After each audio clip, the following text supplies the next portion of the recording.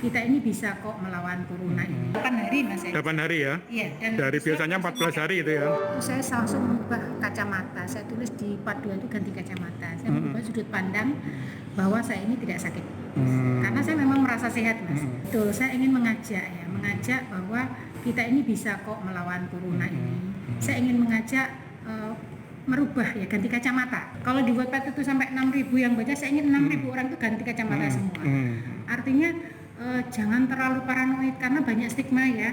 Kalau orang keluar dari rumah sakit juga dijauhi, orang kena COVID itu seperti aib ya, harus dijauhi, dikucilkan seperti itu. Memang betul, kita harus jaga jarak dan sebagainya, tapi ini kan bukan aib. Jadi saya merasa enjoy aja, fine aja ketika saya tiap hari saya update di status, selfie, saya ceritakan kondisi di sana, saya tulis di status, saya tulis di Instagram.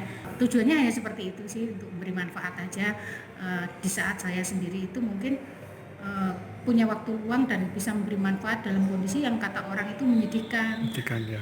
Dalam kondisi sakit kata orang, tapi saya merasa sehat, maka saya ingin bisa bermanfaat aja bagi orang lain.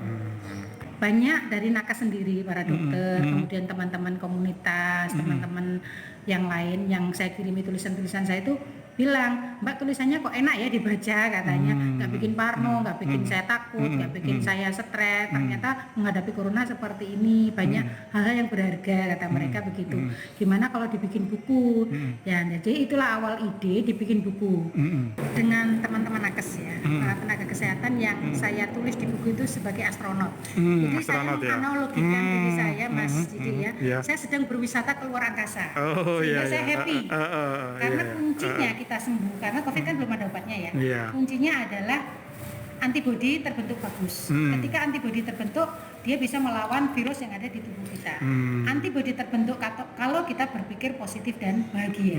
Maka saya menganggap diri saya sedang wisata di galaksi lain, bertemu astronot. Nah, para nakes ini yang melayani saya setiap hari, kemudian mereka ya saya lihat keringatnya ya seperti itu yang kemudian mereka ketika mendaftar menjadi relawan COVID, saya tanya ya setiap kali mereka berkunjung, itu tantangan dari keluarga juga luar biasa. Kemudian dari bahkan cari kos-kosan itu juga susah mereka karena masyarakat pada takut ya.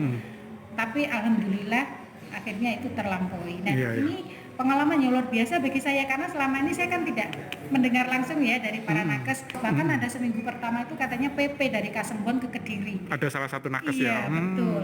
Jadi luar biasa perjuangannya mereka, saya kira. Kemudian menghadapi kita juga harus pakai hazmat juga. Makanya disebut astronot tadi ya. COVID itu adalah takdir dari Allah. Jadi peluk takdir itu, terima dengan senang hati. Toh sudah positif ya.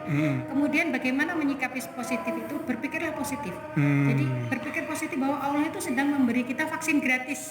Karena kalau kita positif kan otomatis antibodi terbentuk. Itu vaksin gratis dari Allah. Gratis ya. Kuncinya untuk membuat antibodi terbentuk itu adalah itu. Dan itu sudah saya terapkan hanya 8 hari Mas. 8 hari ya? Iya. Dan dari biasanya 14 hari itu ya? 8 hari sudah. Teman-teman yang datang duluan, kemudian di swab mereka masih positif juga. Belum pulang. Jadi saya itu datangnya belakangan, pulangnya duluan seperti di Bubulan itu kamarnya 306 yang jadi judul ini ya. Jika corona sebesar kambing. Karena apa? Karena saya banyak ditanya Mas, dari masyarakat, dari para nakes sendiri juga tanya, Bubulan kenanya di mana? Bubulan tahu apa? Kira-kira positifnya di mana? Saya jawab dengan guyonan waktu itu.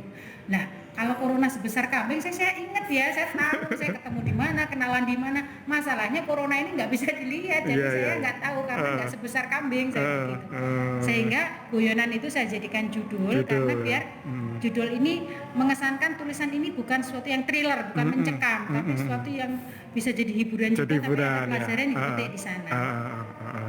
Beberapa teman yang satu pasien ya satu lokasi dirawat itu juga japri ke saya, Bu saya ini takut kalau pulang nanti stigma tetangga saya itu pasti menganggap saya ini orang-orang yang harus dikucilkan. Itu bapak-bapak loh Mas ya, dia seperti itu dan japri kepada saya. Saya sampaikan enjoy Pak aja Pak, kita kan bukan kriminal saja begitu, kita kan bukan kriminal, santai aja. Dan di situ kemudian saya menulis tentang bagaimana kita harus menghapus stigma. Jadi ada satu bab khusus yang saya menulis di situ.